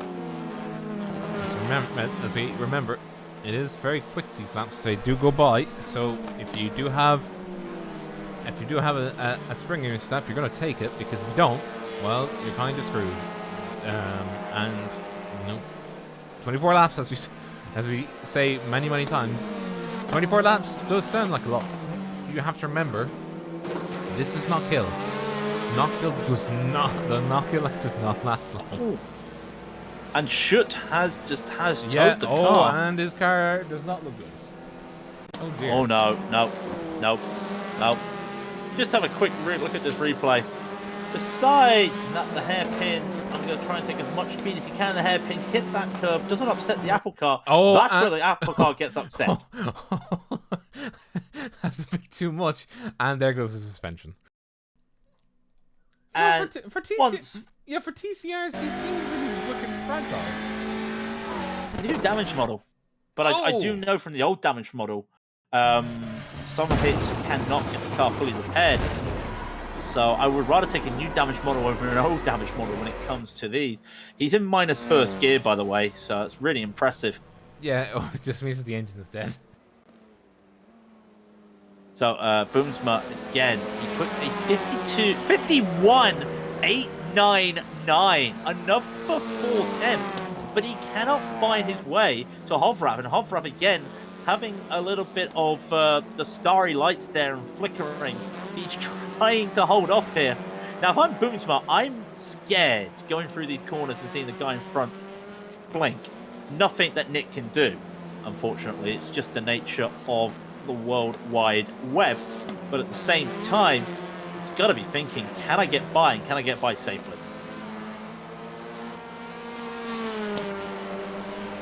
And yeah, he only has 3/10 in the gap.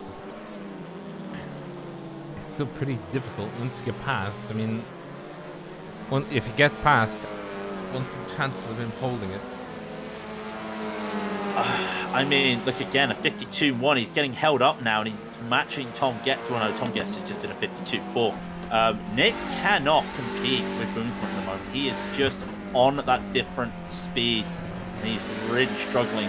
But again, it's just finding the right move. And again, you have to find your best opportunity with an overtake in the hairpin. That means you need to get Clark right. And does he get it right this time? No. And then you get it at the dip. That means you have to get the hairpin right. So can he get the hairpin right? He has lost some time this lap.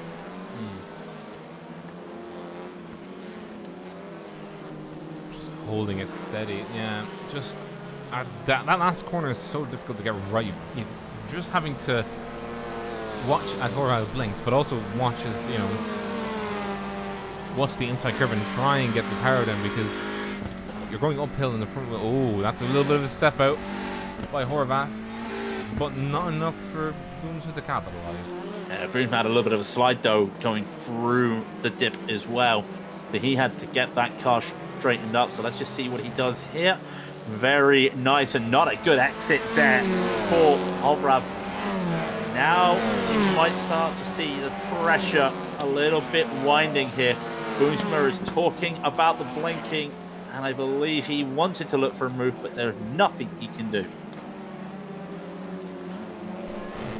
Jeff Schmeier, the biggest...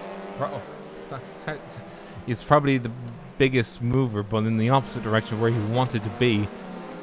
14th, but he started 6th. A bit of an accident, and is trying to fight his way back. He's got 10 laps to make up the difference. He's got 2 cars ahead of him. He's got Jason Waller, who's currently battling right now. Michael Lightly with a massive amount of damage. He could make up a few positions here, but he has to... nice and easy on the inside. Keeps it nice and steady. Off he goes. On to 13th and now on to 12th, hopefully, in the next few laps. He's got a chance to get a top 10, which would be a fantastic recovery for the way Go Lightly's races have been. Boomsma's got a run, though. Boomsma has a run. But this could be a move here. We have to see it. Hovrav will have to take the inside line to defend this going in to Taylor's, and it'll be around the outside for Boomsma. Doesn't work, and with the nature of how that hairpin goes, you can't even go for it over-under. Courtney, lap car, lets them by, but that's the run that Boomsma needed. He might decide to pull over here. Fawns is too far ahead. He's not going to be in play here. There's a small overlap that they go into the dip, and Boomsma decides against it. Mind games, Hovrav goes wide. There's not going to be an off-track for that, but when they come to McIntyre, I believe that is a little bit of a push-off there from Boomsma, but Hovrav will have to concede the position. Hovrav having issue. Oh my crikey, coming back very harsh on the inside in the corner that we've not usually seen just after the chicane, but could compromise his exit or his entry into this one. Still blinking though. On the outside, is he able to do anything?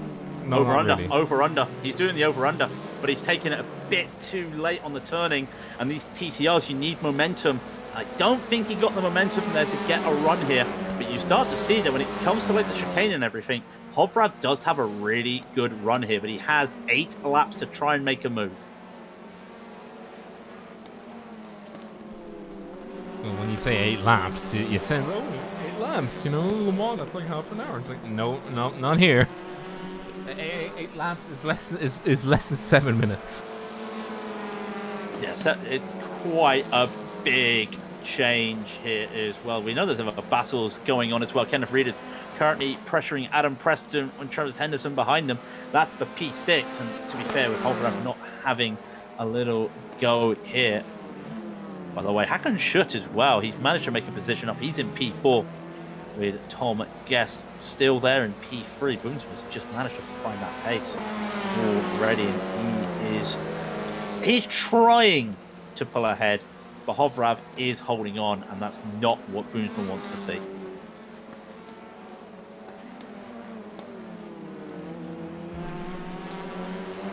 I'll tell you what I do want to see. How this battle for 6th position plays out.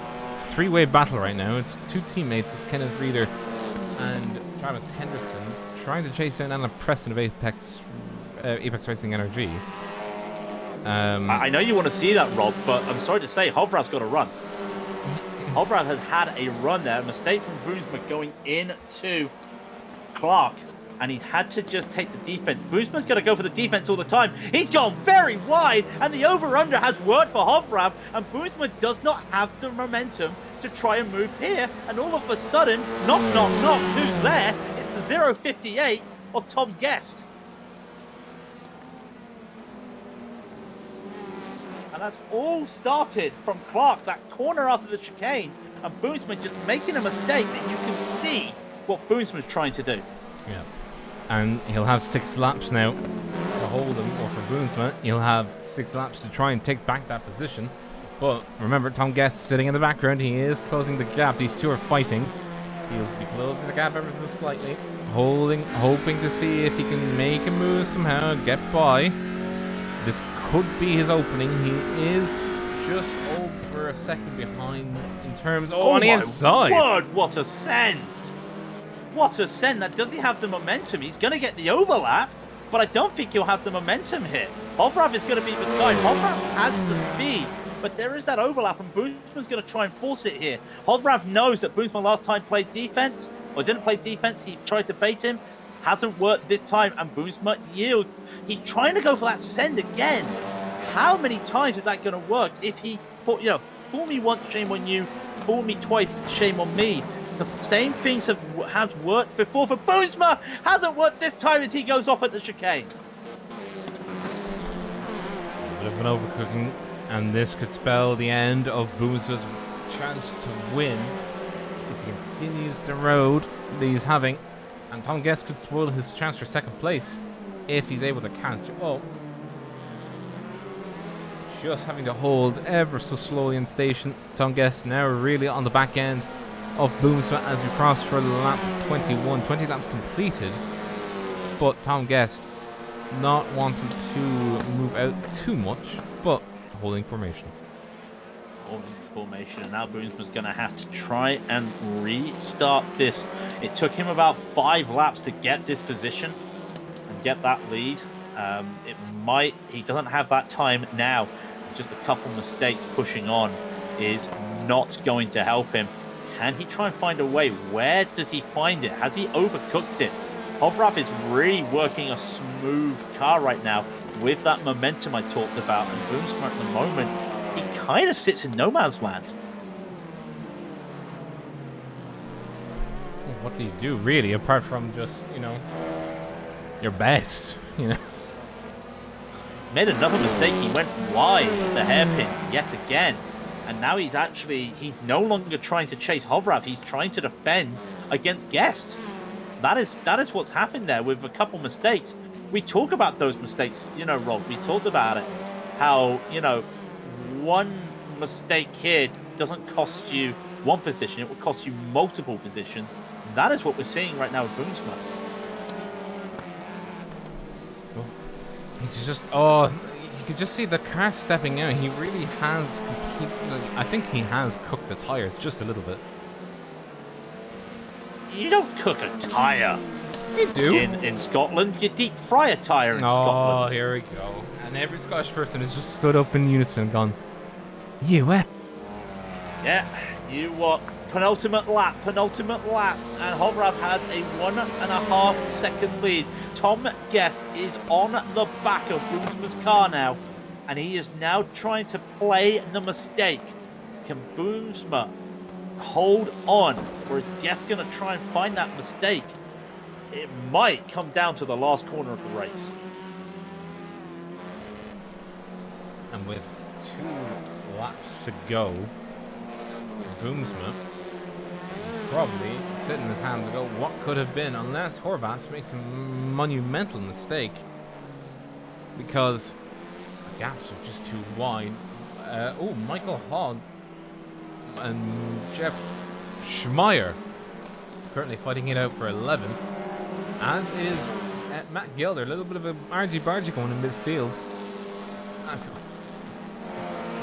Yeah, that's Michael Lightly's car.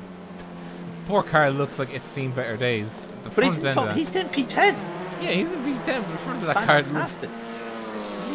car looks like it's been whacked with the sledgehammer. Well, he's got one more lap to do it, and Nick Hovrav just has a few more corners left before he takes this victory. And of course, we'll be keeping our eyes on what's happening with Go Lightly, Smyer, and Hogg. But it's going to be a pretty much fantastic race here. Hovrav keeping his calm composure in this sprint format, losing that lead, gaining it back with some tactical knowledge and know-how. He will win the final race, the final race of Heat 2. He takes victory with Boomsma second, and Tom Guest will take P3.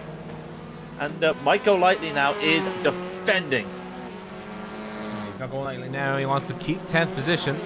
They'll come over the last few corners. Oh, that's gone a bit wide there for Schmeier. You look on the inside. Maybe. No, goes on the outside. Michael Lightly goes lightly to the inside, coasting it nice and easily. Holding it on the inside as best he can. That's the way to do it. Absolutely spot on. Perfect track record. Absolutely magnificent from zone 10. Brilliant from Go Lightly there. What a it's not a recovery in this race. He gained 1 position, but overall with what happened in that second race, to basically come back in a P10, not where he wanted to be, but to get that P10 with everything that's happened in this race and last race, you've got to be happy if you're Go Lightly right now.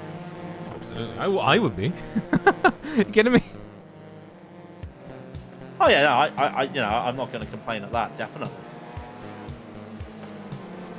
But that is race 3 over and done with. And so the final results for us on this occasion are with Horvath coming home to lead the race and win. Brian Boomsma put up a valiant effort and then just cooked his tyres, or deep fried his tyres if you're Scottish, his tyres with a few laps to go and just kept pushing it way too hard. Tom Guest coming home in 3rd, Hackenschut in 4th, Jan Brony in 5th, Preston in 6th. Then it's Henderson in 7th with Kenneth Reeder in 8th. 9th is Howard with Michael Lightly in 10th. In 11th is Jeff Schmeier. 12th is Michael Hogg. It's not a cult. Mark Gilder in 13th. Wolf Dietrich Hotto in 14th. Jason Waller in 15th. Stefan Grabowski in 16th. Thorns in 17th. Rob Courtney in 18th. The other shoot. It's not Hackenshoot. It's Robert Shoot, I think. Yeah, it is Robert Shoot. No, it's Brian Shoot in 19th. 20th goes to Scott Kukas. The last two, by the way, were several, just over a dozen laps down on the pecking order. So, driver of the day?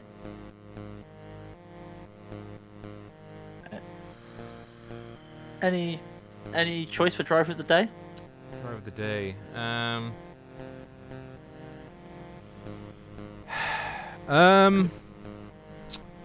I would personally probably put it at, if I had to hazard a guess, probably Walker in race 2. Yeah. That would be my driver of the day. Yeah. I'm not going to lie, that is a start that you almost feel like you should be sending it into iRacing. Like, lap 1 gaining 8 positions on a 51-second track. Yeah. pretty impressive, even though like he gained most of those on that crash at the start.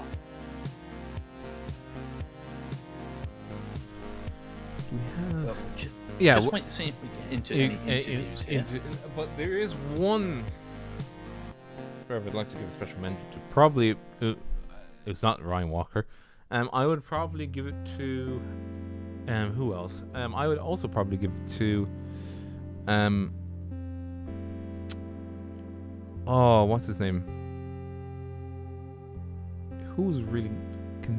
Shelley, actually. Oh yeah, Shelley. Yeah, he had a good drive. Before we go off the air, because I don't know if we get any interviews. The next race is one of the big crowns for the Major Series. It is the Speedway 500. Rob, I know you don't like ovals. I cannot wait. The IR01 around Indianapolis Motor Speedway. That's going to be incredible. Okay, you know what? It's an IR01. I'll allow it. So it's going to be a very interesting race. And of course, if you want to get involved in that, registration's open tomorrow. Yes, that is how quickly it goes. Tomorrow, we go to the Spectacle Speed. That is the Speedway 500. And if you do enjoy watching that, we'll be covering that as always. Split 2. And we'd like to thank you all for joining us. If you like the content that you see here on Raidillon TV, hit like and subscribe. Get on them things and on them deets. Join us for the Speedway 500. We'll be covering every single minute of it. But until then, I have been Robert O'Brien. And I have been Craig King. And this has been Raidillon TV, the only corner that you need. Good evening, one and all.